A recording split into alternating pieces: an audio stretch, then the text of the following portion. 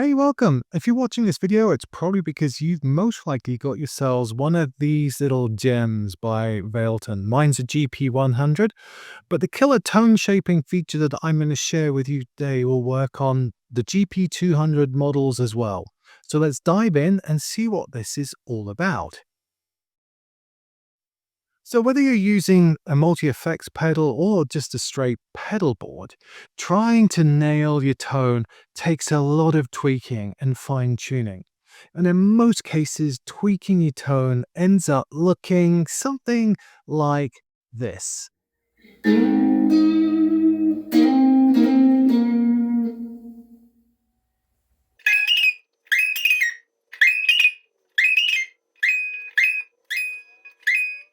Right?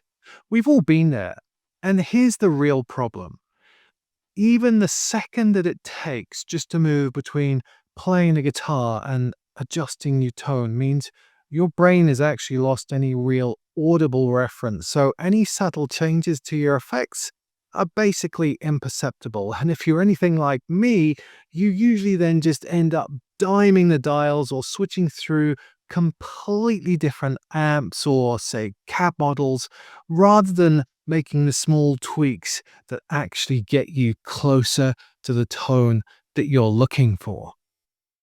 In an ideal world, you'll be able to adjust your effects without all the interruption of the back and forth between the guitar and the effects pedal, and have a reference tone playing at the same time.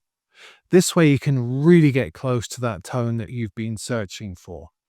Well, as luck, or I would say good design in this case would have it, this is exactly what you can do with the Valeton GP MFX. Let me give you a real example. I was trying to get a really good tone for Kenny Wayne Shepherd's While We Cry, his lockdown version.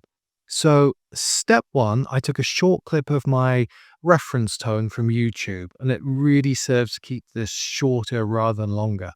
And I decided on this particular short riff, or lick rather, because it went from high to low.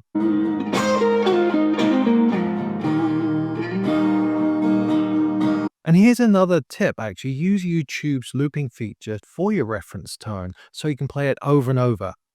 And if you want to know how to do this, I'll add a little extra at the end of the video that will run through that feature.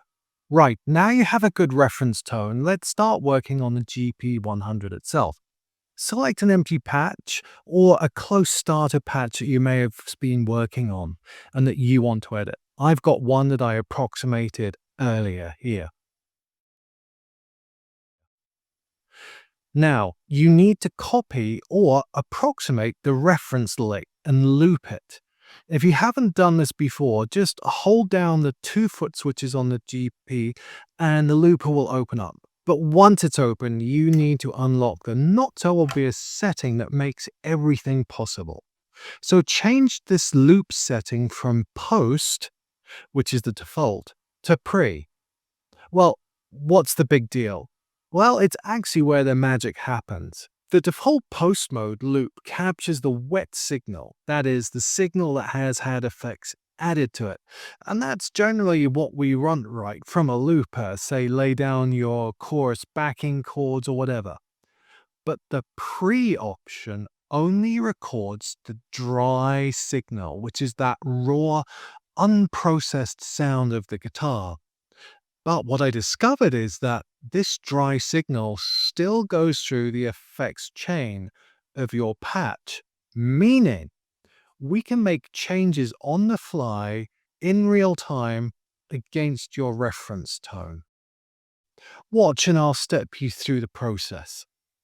So, back to the looper. I'll go ahead and record my reference phrase. Remember, it sounds like this.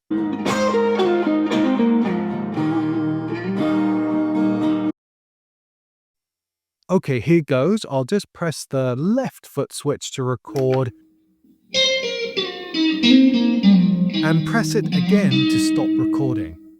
Notice the loop will keep playing until you press stop by pressing the right foot switch on the GP100. Take a look at your user manual for the different GP200 models, as the foot switch placements and operations can be a little different. Anywho, I'm going to start the loop playing again by pressing the left foot switch. Next, I'm going to exit out of this screen back to the patch by pressing exit.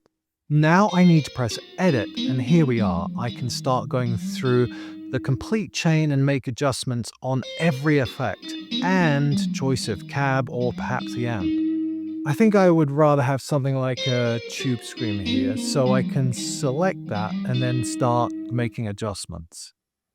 Let's play with the game.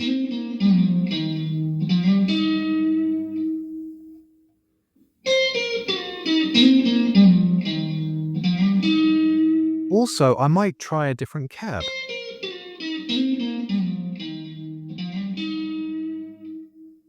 I really like this dark 2x12. Don't forget, actually, at this point, I'd have my reference tone playing from YouTube at this point, but I'm not doing that now as the sound would just get too busy. Anyway, let's say I'm happy with this. I would then press save, I think it's about 3 times to save the patch onto the unit. I'll then press and hold both foot switches to enter the looper again. And I stop the loop by pressing the right foot switch on the GP100. And there's more. While you have great intuitive control on the unit itself, it can be a wee bit fiddly, especially if you have those sausage fingers. So don't forget, you can also plug the unit into a computer via the USB cable and use that incredibly intuitive desktop app to tweak your effects.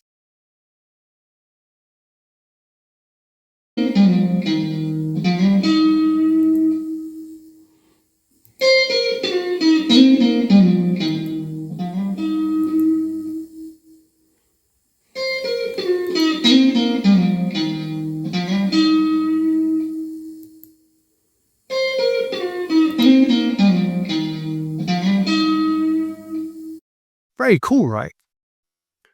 Okay, if you're anything like me, you'll forget how to do this. So I've made a quick cheat sheet kind of graphic that you can download by clicking the link in the description below that will take you to my free resource page of my online guitar school. And don't worry, there's no sign up, no email or anything required. Just come along and plunder. You might find something else of interest there. Okay, I'll just add a short overview of the YouTube looper feature that I use all the time. And hey, if this has helped you in any way, this video that is, please just let me know it is helping by giving a thumbs up. And feel free to share this with anyone that you know that might be lucky enough to also own a GP unit, but doesn't realize like this really cool effect that they've got.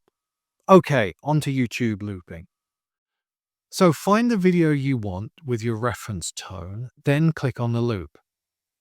I know really what I wanted, so I'm just going to go right there. And you can use the sliders to select your loop, but because generally you use such short loops, it's best to type in the time codes.